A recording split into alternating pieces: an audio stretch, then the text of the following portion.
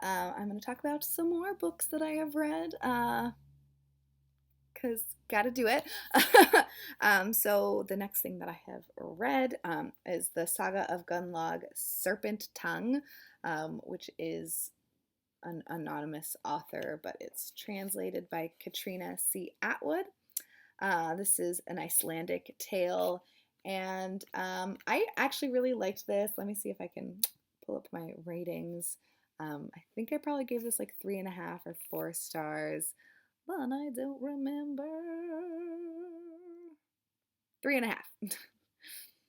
3.5 stars. Yeah, I really liked this a lot. There are sections of it where it's there's like poems kind of that I didn't really like that much, but in general, I liked the actual story.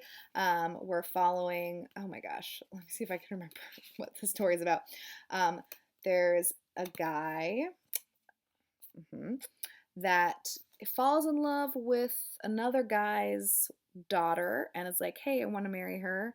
And the dad's like, no, because he's kind of like, not, he's like a, I can't think of the right word.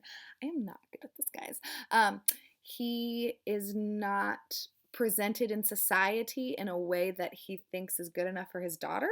Is that okay? I think that's an appropriate way of kind of like a playa that likes to go and drink and isn't serious about life, I guess. So he's like, hey, I'll make you this deal. I'm going to go on this trip, and then if I'm not back by this certain time, then you can give her, I won't marry her, but if I'm back by this time, then I get to marry her. And so the dad says okay, and so then he just goes on on a saga, on a tale. He goes on a tale. He goes on a saga, and meets a bunch of different people from different countries. I feel like mostly, yeah, like Dublin, Ireland. Dublin is in Ireland. I think Sweden, Norway, places in the general same kind of vicinity. And he meets a bunch of people, and then he fights with someone, and it was just like a really fun story. I don't remember a ton of it. I think I was mostly reading this in bed before bed, so it's not all the way in there.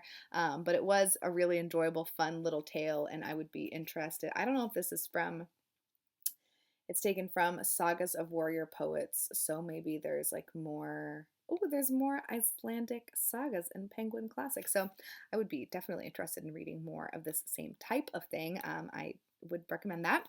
Then I read another Penguin Little Black Classic, and I read On a Murder Considered as One of the Fine Arts by Thomas De Quincey.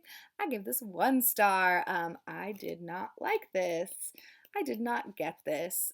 I would not have finished this if I wasn't trying to read all of these little teeny books.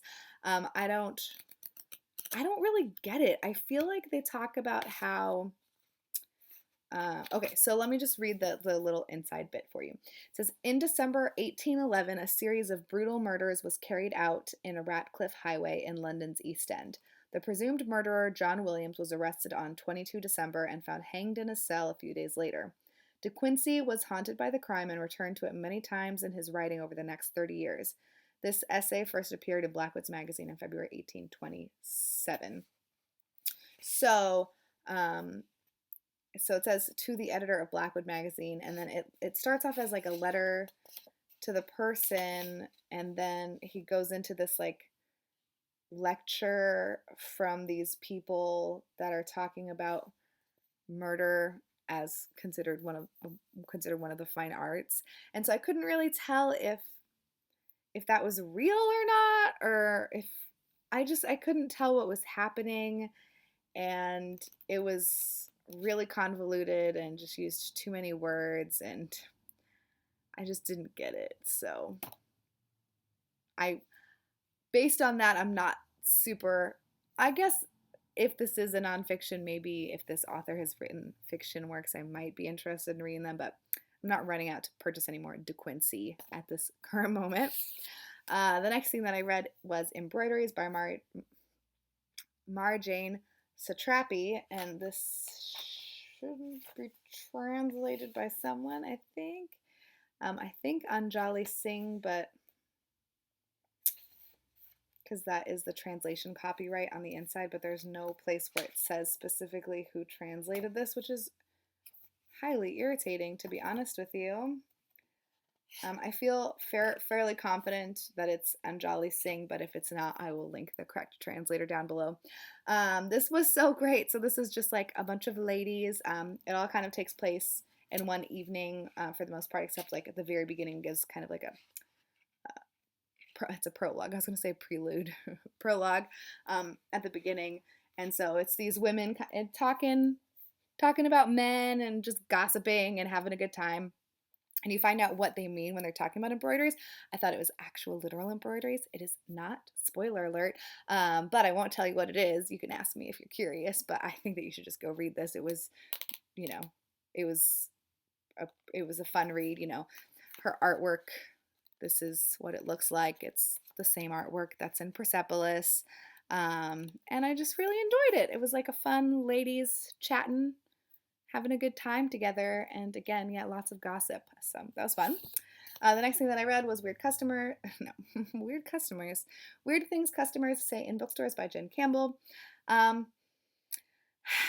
just didn't love this. I gave this oh, by the way, I gave this 4 stars in case you're wondering. I gave this 2 stars, which, and again, I take my stars literally, so 2 stars it's just fine. I just didn't think it was very funny. I don't know. It's so disappointing.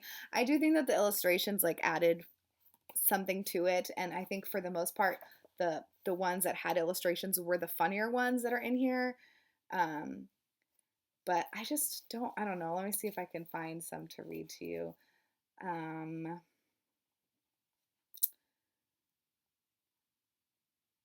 Yeah, like you must get so much time to read just sitting here surrounded by books. What is it you do? Me, I work in a clothes store. Well, you must get so much time to try clothes on just standing there surrounded by clothes. Like, I don't know. I didn't think it was like that funny. A few of them were super funny. And some of them like made me irritated because the customers I think were like kind of rude I think at some points, and I don't want to read that. That makes me sad. So yeah, I'm not going to be reading the second one in that series, unfortunately. I do really want to pay. I've read her poetry collection, which I'll talk about in my next wrap up video. And I do really, really, really want to read her short story collection. I feel like that's the one that I'm going to get on with the most, and it's the only one that I haven't. Well, not the only one, but I haven't read it yet. So then the next thing that I read is The Collected Schizophrenias by Esme Weijun Wong, and I thought this was fantastic. I gave this 4 stars. Oh, and also this is Grey Wolf Press, I think is the name. Yeah, Grey Wolf Press. This is, I'm going to say a memoir, even though I think it's supposed to be marketed as essays since it says essays. I feel like essays need to be able to stand alone a little bit better. I feel like this tells like a very specific narrative. And I thought it was so interesting. I feel like at times, I don't know, at times I felt kind of like not super on board with her, and I'm not sure why, because I did read this, towards the beginning of the month, I guess. But it gives you tons of great information, and it makes you realize how people are treated that are labeled like as having schizophrenia. I don't know why I put that in quotes, but the label, I guess, is what's in quotes, not schizophrenia. But yeah, so the first chapter is called Diagnosis, and the choice of children. That was super interesting. I feel like Yale Will Not Save You, that chapter, and the choice of children were both really interesting chapters. The Yale Will Not Save You one goes into all of this detail about how I think she was hospitalized because of a suicide attempt possibly, and then it happened a second time within like the actual like year, but it was 2 separate school years. But after it happened the second time, they basically like were like, see ya, you can't be here anymore.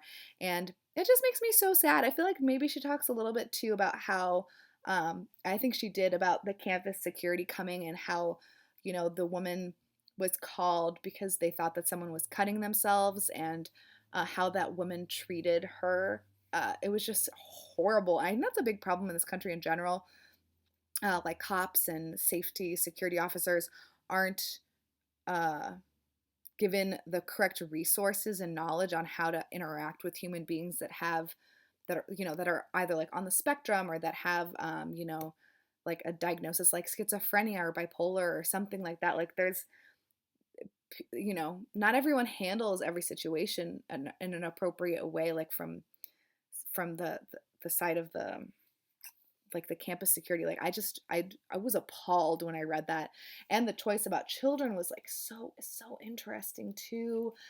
And the whole thing was so great. I will say, I think, where is it? She goes to, I think it's in the one that is called, that's the one that is called essay, whatever. The I think it's in The Choice of Children, where she talks about how she goes to um like a camp that has kids. Oh my gosh, I am so bad at this. Yeah, so it's Camp Wish, I think. So she goes and is a counselor or some kind. She's working at some kind of camp that has kids that have things like schizophrenia and like that kind of thing. And I don't know if it was that chapter or what, but I legitimately had a nightmare that I was around a bunch of kids that had mental health issues and I couldn't help them. And it was absolutely horrendous. I woke up so sad because I didn't have the resource, and I feel like I was feeling overwhelmed. Like there's too many kids that needed too much stuff, and it was just to me, and I didn't have the resources to help them, and it was not a great dream. Yeah, so she got in my brain, Miss Wang, Esme Esme Weijun Wang. I I think Wang.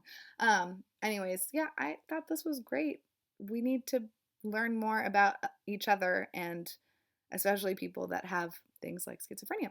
And she's got various other issues. She talks about having like Lyme disease, and she has schizoaffective disorder, I think, um, which is like extra special because it's schizophrenia with like a mood disorder, so like bipolar and schizophrenia kind of like combined, which sounds like it's a lot to handle. Yeah, this was really eye-opening and a really really interesting read, and I would recommend it if you haven't read it yet. I'm going to go now.